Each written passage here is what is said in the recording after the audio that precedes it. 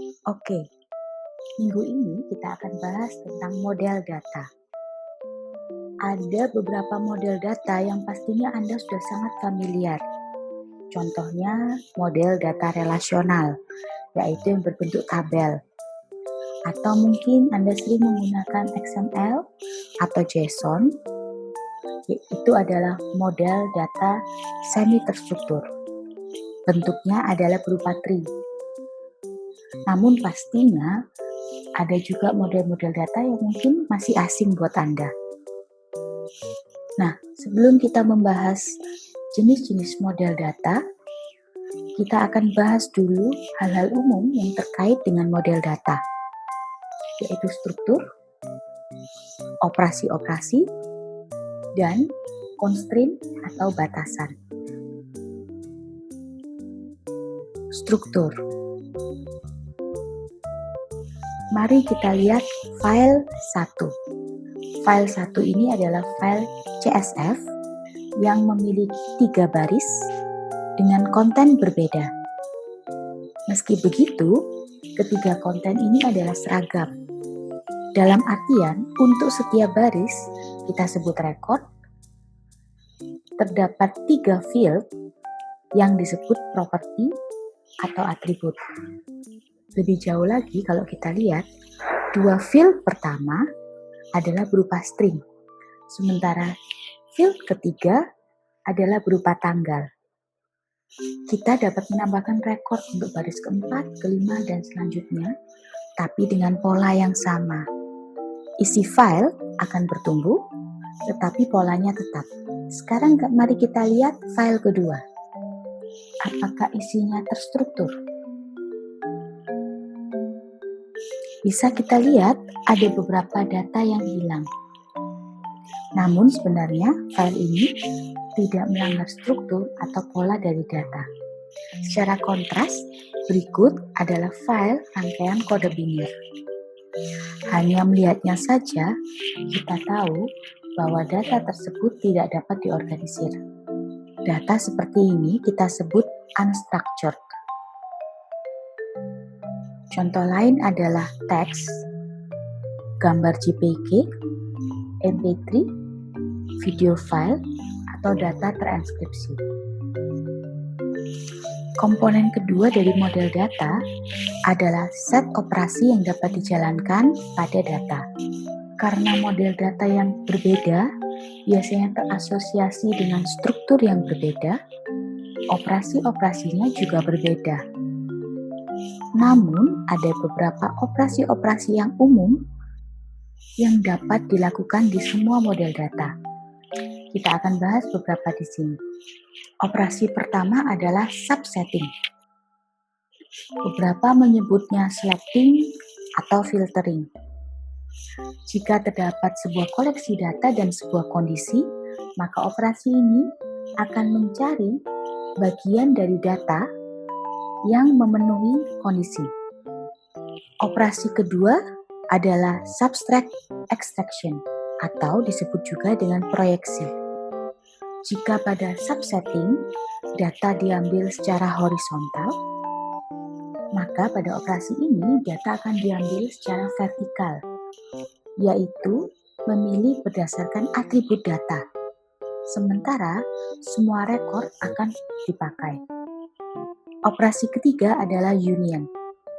Jika terdapat dua koleksi data dengan elemen yang sama, maka operasi ini akan membuat sebuah koleksi baru dengan semua rekor pada kedua koleksi. Operasi ini juga otomatis akan menghapus data yang sama. Sebagai contoh, kita dapat melakukan union pada data mahasiswa informatika dan mahasiswa fashion. Operasi keempat adalah join.